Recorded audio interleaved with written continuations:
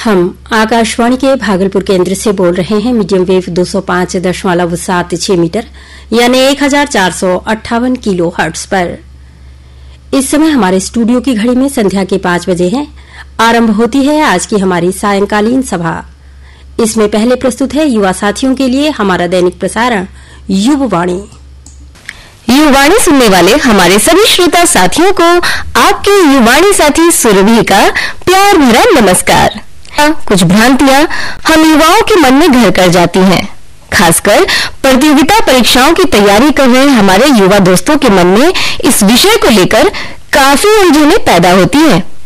इसकी तैयारी कैसे करें, कहां से करें, किस क्षेत्र की तैयारी करें, मन में ऐसे कई प्रश्न उमड़ते घुमड़ते रहते हैं, है ना? तो आइए इन्हीं सवालों का जवाब सुनते हैं इस विशेष भेंटवार्ता के जरिए, जहां हमारा मार्गदर्शन कर रहे हैं गोपाल कृष्ण झा और भेंट करता है अमित कुमार। युवाणी सुनने वाले सभी श्रोताओं को हार्दिक नमस्कार।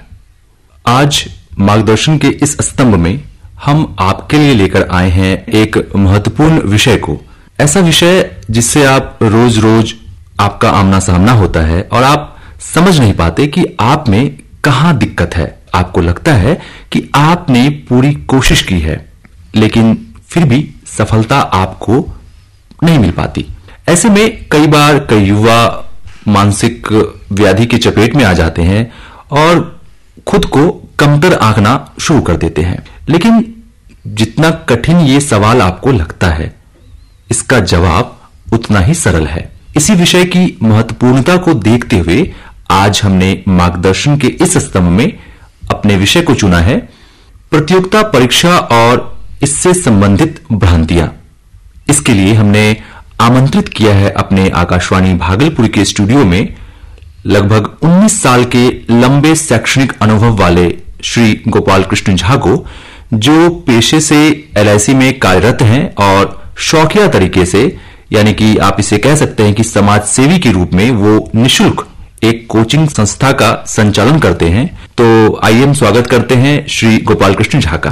गोपाल जी, सबसे पहले हम ये जानना चाहेंगे कि जो हमारा युवा वर्ग है जी, वो कभी कभी एकेडमिक एजुकेशन और प्रतियोगिता परीक्षा में अंतर नहीं कर पाता जी। तो थोड़ा हमारे जो युवा दोस्त हैं उनको ये बताइए कि प्रतियोगिता परीक्षा आखिर कहते किसे हैं, इसका रेंज कितना फैला हुआ है? जी, सबसे पहली बात, जब हम लोग परीक्षा के बारे में चर्चा करते हैं तो एकेडमिक और प्रतियोगिता परीक्षाएं जी। तो कॉम्पिटिटिव एग्जाम का जो हम लोग जिक्र करते हैं, तो कॉम्पिटिटिव एग्जाम हम लोग का शुरुआत तब होता है जब हम लोग रोजगार के लिए कोई परीक्षा देना चाहते हैं या कहीं नामांकन के लिए किसी संस्थान में जी। और एकेडमिक हम लोग के होते हैं जो हम लोग एजुकेशनल क्वालिफिकेशन के लिए जो हम लोग परीक्षा देते हैं जी। जैसे हम लोग मैट्रिक करते हैं, हम लोग इंटरमीडिएट करते हैं, ग्रेजुएशन करते हैं, उसके बाद फिर हम लोग अपने रोजगार के लिए जो परीक्षाएं देने शुरू करते हैं, तो उनको हम लोग जो है प्रतियोगिता परीक्षाओं से संबंधित परीक्षा मानते हैं जी। तो जैसे कुछ परीक्षाओं के नाम आप बताएं। जी, जैसे कि आज बहुत सारी परीक्षाएं होती है, जैसे स्टाफ सिलेक्शन कमीशन की एग्जाम होती है, रेलवे की बहुत सारी पोस्ट की एग्जाम होती है, बैंकिंग की बहुत सारे एग्जाम होती है, इंश्योरेंस सेक्टर की बहुत सारी एग्जाम होती है, और लोक सेवा आयोग की बात करें तो राज्य लोक सेवा आयोग से लेकर के संघ लोक सेवा आयोग तक की एग्जाम होती है जी। तो कहने का मतलब इतना ही है कि रोजगार से संबंधित जो भी परीक्षाएं आप देना चाहते हैं वो प्रतियोगिता परीक्षा के दायरे में आ जाएगी जी। तो जो अब सबसे जो महत्वपूर्ण सवाल हम करने जा रहे हैं आपसे, और जिसको लेकर हमारे समाज में जो युवा हैं उनको कई भ्रांतियां रहती हैं कि प्रतियोगिता परीक्षा की तैयारी के नाम पर जब कोई उनसे पूछता है कि भाई क्या कर रहे हो, बहुत ही साधारण तरीके से जवाब देते हैं कि हम प्रतियोगिता परीक्षा की तैयारी कर रहे हैं। अब इन तैयारियों के दौरान जो भ्रांतियां होती हैं लोगों को जी, खासकर हमारे युवा वर्ग को, और उन्हीं भ्रांतियों के चक्कर में उनका पूरा जो लाइफ का वो समय रहता है वो सदुपयोग नहीं हो पाता जी, जी। तो ऐसी कुछ महत्वपूर्ण भ्रांतियों बताइए हमारे श्रोताओं को, क्योंकि आपका लंबा अनुभव रहा है इस क्षेत्र में। प्रतियोगिता परीक्षाओं से संबंधित जो मुख्य बातें हैं, अगर हम लोग सामान्य प्रतियोगिता परीक्षाओं की बात करें, बैंकिंग, रेलवे, SSC, ये 3 प्रतियोगिता परीक्षाएं तो जो होती है कि आमतौर पे युवा वर्ग इसमें इन्वॉल्व होते हैं। तो इन सारे परीक्षाओं के लिए युवा वर्ग में भ्रांति क्या होती है कि हम लोग प्रतियोगिता परीक्षा की तैयारी कर रहे हैं, लेकिन बहुत सारे बच्चों में ऐसे देखा गया है, और मेरा तो लगातार उनसे संपर्क है जी। तो मैं देखता हूं कि बच्चे फॉर्म भर लेते हैं वैकेंसीज की, लेकिन उसके सिलेबस को अध्ययन नहीं करते हैं जी। कि क्या सिलेबस उसमें पूछा जाना है, क्या पूछा जा रहा है, पिछले क्या क्वेश्चंस रहे हैं, आगामी क्या उसमें हो सकते हैं। तो इन सब चीजों से बच्चे अपने आप को दूर रखते हैं, सिर्फ फॉर्म्स भरते हैं। और जो भी शैक्षणिक संस्थान चलती है, जो कोचिंग इंस्टीट्यूट वगैरह है, वहां पे बच्चे जाते हैं, तो वहां पे लोग तैयारी कर रहे हैं कि हम बैंकिंग का तैयारी कर रहे हैं, कोई रेलवे की कर रहे हैं, कोई एसएससी के कर रहे हैं, कोई डिफरेंट एग्जाम की कर रहे हैं। तो मेरा बच्चों से ये कहना होगा, आज के युवा वर्ग जो हमारे प्रतियोगिता परीक्षाओं के लिए कैंडिडेट हैं, जो उम्मीदवार हैं, कि आप अगर देखें तो जहां तक मेरा व्यक्तिगत अनुभव भी है जी, क्योंकि मैंने भी बहुत सारी परीक्षाओं को क्वालिफाई किया है, चाहे वो एसएससी हो, रेलवे हो, बैंकिंग हो। अभी खुद मैं एलआईसी में हूं जी। तो मैंने देखा क्या कि जो भी प्रतियोगिता परीक्षाएं हैं, उनके सिलेबस कमोबेश हर एक एग्जाम में सामान्य होते हैं। 4 सेक्शन में बटे होते हैं जी। मैथ्स है, रीजनिंग है, इंग्लिश है, general knowledge and general awareness. तो अगर हम इन 4 सेक्शन पे कमांड करें तो हमारी बहुत सारी परीक्षाओं में सिलेक्शन होना पक्का है। क्योंकि अगर हम मैथ्स को तैयारी करना है, मैथमेटिक को, तो मैथमेटिक में जो मान लीजिए 25 से 30 चैप्टर्स होते हैं, 25 से 30 चैप्टर, जो कि सामान्य अंक गणित से लेकर के आपके सारे एग्जाम में आते हैं। तो उसमें हम लोग देखेंगे, अगर हम लोग मैथ्स के सारे चैप्टर को कमांड कर लेते हैं, तो फिर हम कोई भी एग्जाम में बैठे हैं, चाहे वो बैंक का हो, रेलवे हो, एसएससी हो, सारा मैथ्स हमसे बनना है। वो फिर ऐसा नहीं होता है, क्योंकि हम किसी मैथ्स को कैटेगराइज नहीं कर सकते हैं कि ये मैथ्स जो है रेलवे का है, ये मैथ्स जो है जीके, ये जो है बैंक का है, ये एसएससी का है। हम लोग ये कर सकते हैं कि जो सेक्शन है उसमें अपने हाईएस्ट लेवल तक तैयारी कर सकते हैं। बेसिक कॉन्सेप्ट के साथ हमें आगे बढ़नी चाहिए। जैसे कि रीजनिंग का पेपर होता है, तो बहुत सारे बच्चों में ये होता है कि ये रीजनिंग बैंक का है, ये रीजनिंग एसएससी का है, ये रीजनिंग जो है रेलवे का है। लेकिन अगर बच्चे उसको शुरुआत में ही 3 महीने 6 महीने तक अगर बेसिक लेवल पे उस रीजनिंग को अध्ययन करें, जो कि बैंकिंग का रीजनिंग समझा जाता है कि वो सबसे हाईएस्ट लेवल का है, तो हम लोग रीजनिंग में बैंकिंग को ही कवर कर लें। मैथ्स में समझा जाता है कि एसएससी का जो मैथ्स होता है वो बहुत हाईएस्ट लेवल का होता है, तो हम लोग मैथ्स में एसएससी को कवर कर लें।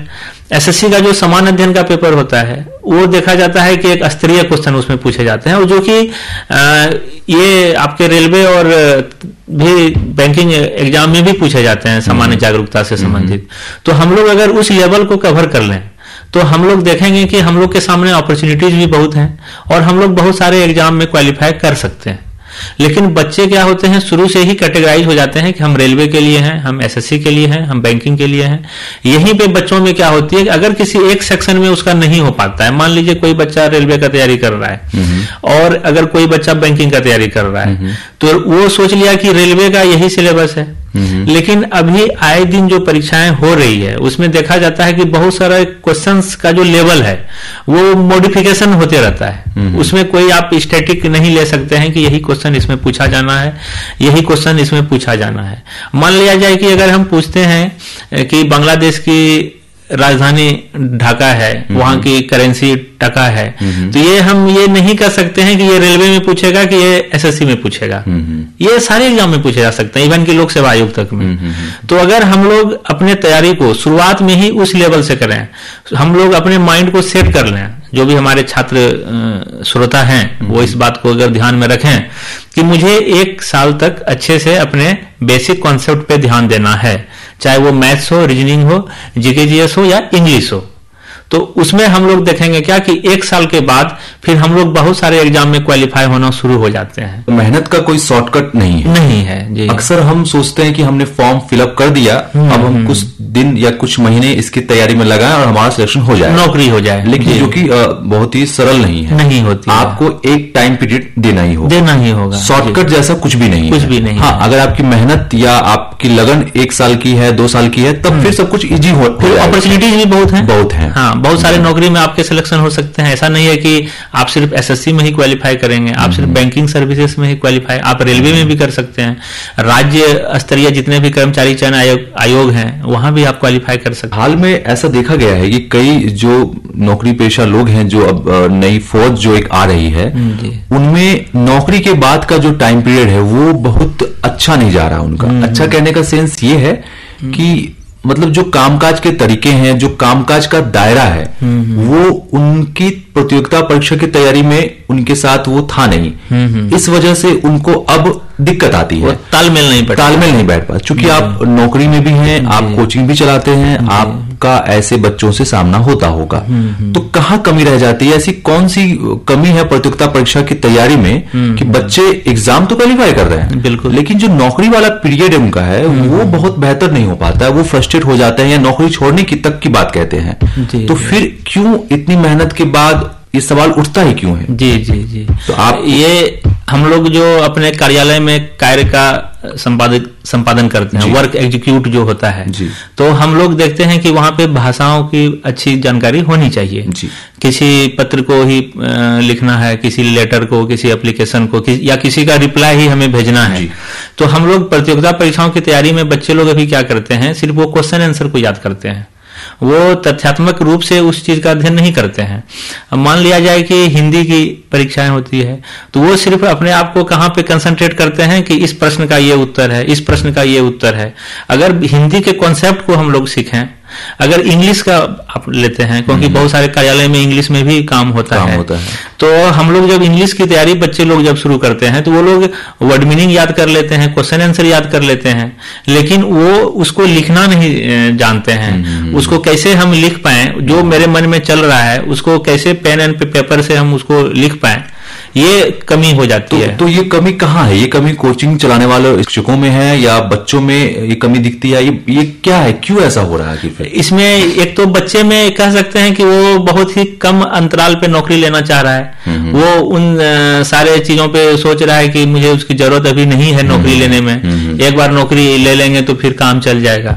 और दूसरे जो गाइडलाइन देने वाले कोचिंग वाले हैं, उनको भी ये चीज बच्चों को थोड़ा मोटिवेट वहां पे करना होगा कि अगर आप इसको कर लेते हैं तो आपके व्यक्तित्व का विकास होगा। ये एक आपके व्यक्तित्व को विकास करने का बहुत बड़ा जरिया है, क्योंकि अगर आप किसी ऑफिस में जाते हैं और अच्छे से आप लिख पढ़ सकते हैं, किसी पत्र का जवाब अच्छे से देते हैं, कुछ अच्छा सा ड्राफ्ट आप तैयार करते हैं, तो वहां पे आपकी पहचान एक अलग होती है। तो वहां पे हम लोग को कोचिंग वालों को भी चाहिए कि बच्चों को उसके लिए तैयार करें, अलग से थोड़ा सा उसमें उनका समय ले करके कि उनको भाषा का भी अच्छा से अध्ययन कराना चाहिए, ताकि वो आगे जाकर के इन्फीरियरिटी कॉम्प्लेक्स में ना आए, डिप्रेशन में ना आए और अपने वर्क को स्मूथली एग्जीक्यूट कर पाए। वो जो है एक भ्रांति जो अक्सर होती है लोगों को कि हमें नौकरी लेनी है जी, और इस नौकरी लेने के चक्कर में वो अपना संपूर्ण व्यक्तित्व का विकास नहीं कर पाते हैं। तो उसे आप कितना महत्वपूर्ण मानते हैं उसको? महत्वपूर्ण तो बहुत ज्यादा है, क्योंकि आपका जो व्यक्तित्व है वो नौकरी जब तक आप करेंगे, जब तक आपकी जिंदगी रहेगी, तब तक आपका व्यक्तित्व का रिफ्लेक्शन आपके सोसाइटी पे भी होता है।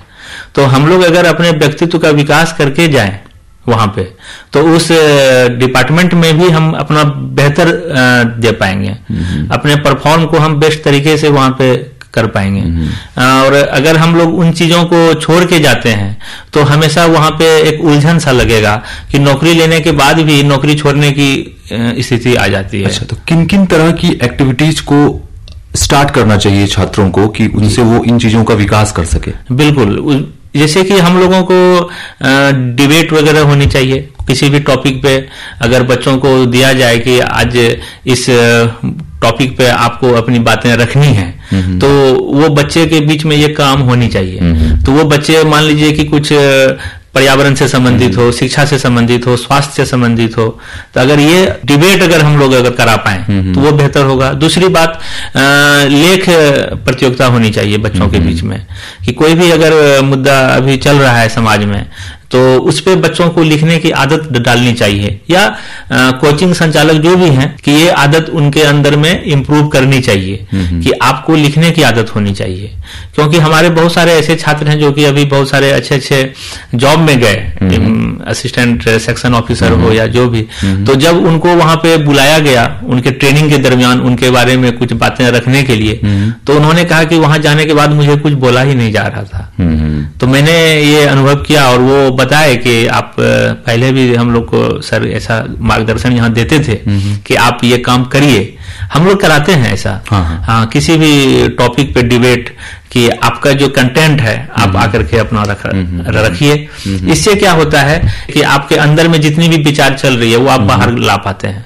तो लिखने का भी वही चीज है और बोलने का भी वही चीज है, ये दोनों चीजें होनी चाहिए। तो प्रतियोगिता परीक्षा सिर्फ नौकरी लेने तक सीमित नहीं रखना चाहिए आपको इसका दायरा बड़ा समझना चाहिए, ताकि आप अपने आगे के जीवन में, यानी जिसकी आप तैयारी कर रहे हैं, जिस नौकरी की तैयारी कर रहे हैं आप, उस वाले जीवन में भी आप अच्छे से सफल हो। हाँ, वहां भी इसका यूज है, वहां भी इसका प्रयोग है। अगर आपकी लेखन शैली अच्छी होती है, आपकी बात करने की शैली, आपको ये आपकी अच्छी होती है, तैयारी का हिस्सा ही आपको मानना चाहिए। बिल्कुल। ये गोपाल जी, हम अपने कार्यक्रम के अंतिम दौर में आ चुके हैं। अगर कोई ऐसी बात जो इस मुद्दे पर हो सकती थी जी और मुझसे छूट गई हो, तो आप उसे जरूर हमारे श्रोताओं के साथ शेयर करें। जो भी कमोबेश सारी बातें तो हम लोगों ने रखी, और श्रोताओं को मैं ये कहना चाहूंगा कि वो शॉर्टकट को ना अपनाएं, वो जो है बेसिक कॉन्सेप्ट के साथ आगे बढ़ें, तो उनके लिए अपॉर्चुनिटीज बहुत ज्यादा होंगी। और प्रतियोगिता परीक्षाओं में अगर कहीं पे आप असफल होते हैं तो आप उसको अंतिम ना माने, क्योंकि यहाँ पे असफलता की कोई बात ही नहीं होती है। हम या तो जीतते हैं या हम सीखते हैं, हारने का कोई प्रश्न ही नहीं होता है। बहुत बहुत धन्यवाद आपका, आपने इतनी अच्छी बातें और इतने ही सरल तरीके से आपने रखी। आपका फिर से एक बार धन्यवाद। जी धन्यवाद। होंडा लाया है। हमारा सही मार्गदर्शन करने के लिए गोपाल कृष्ण झा का बहुत बहुत धन्यवाद। दोस्तों, गलतफहमी पालना गलती करने से ज्यादा खतरनाक होता है। इसलिए रोजगार की बात हो या जीवन के किसी भी पहलुओं को समझने की बात, पहले उसके विषय में सही जानकारी हासिल कर लें और किसी भी तरह की मन में भ्रांतियां न पालें।